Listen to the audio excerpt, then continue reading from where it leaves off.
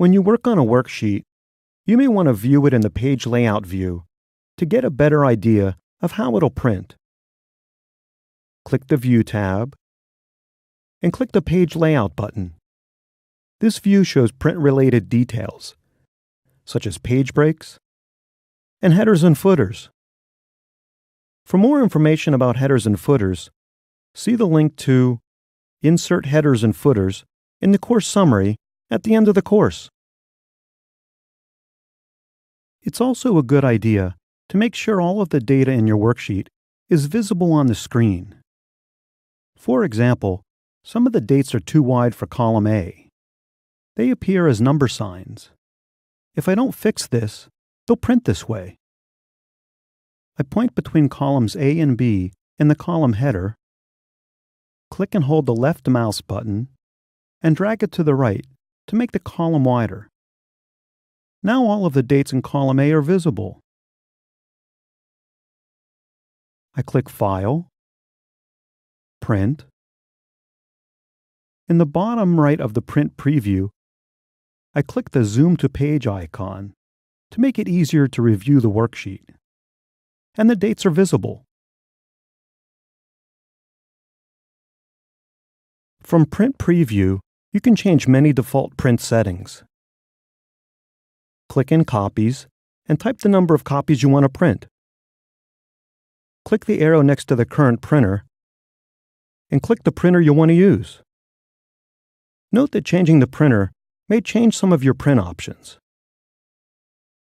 Click the arrow next to Print One-Sided and click one of the Print on Both Sides options. If your printer doesn't print on both sides, this option won't appear. In the Print Worksheets and Workbooks video earlier in this course, we printed a specific worksheet and an entire workbook. You can also print specific cells in a worksheet by selecting the range of cells you want to print. Click a cell in the corner of the range and drag the mouse over the remaining cells. To print additional non-contiguous ranges, press and hold the Control key and select the additional ranges. Press the Control-P keyboard shortcut to print. Click the arrow next to Print Active Sheets. Click Print Selection. Verify Print Preview contains only the cells you selected. And click Print.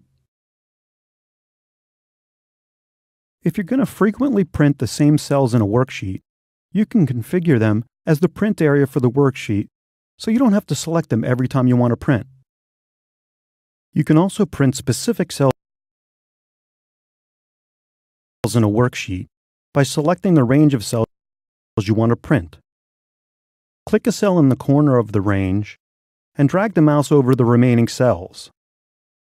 To print additional non-contiguous ranges, press and hold the Control key and select the additional ranges. Press the Control-P keyboard shortcut to print. Click the arrow next to Print Active Sheets. Click Print Selection.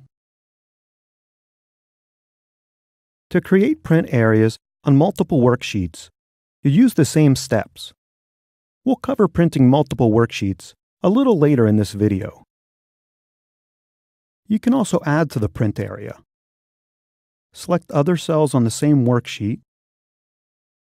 On the Page Layout tab, click Print Area, and click Add to Print Area. You can do this multiple times. To remove the print area from a worksheet, on the Page Layout tab, click Print Area, and click Clear Print Area. Repeat these steps for each worksheet you want to remove the print area from. To print a table in a worksheet, I click any cell in the table, press Control-P, click the arrow next to Print Active Sheets, click Print Selected Table, verify the print preview contains only the table, and click Print. If you want to print multiple worksheets, click the tab of the first worksheet you want to print. Press and hold Ctrl. Click the tab of each additional worksheet you want to print. Click File, Print. Make sure Print Active Sheets is selected. If you want, click the next page arrow to preview all of the pages. And click Print.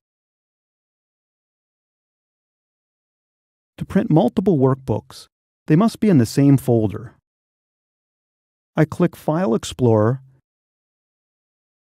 and go to the folder that contains the workbooks. Check the workbooks I want to print. Right-click the selected workbooks and click Print. They print with the default print settings.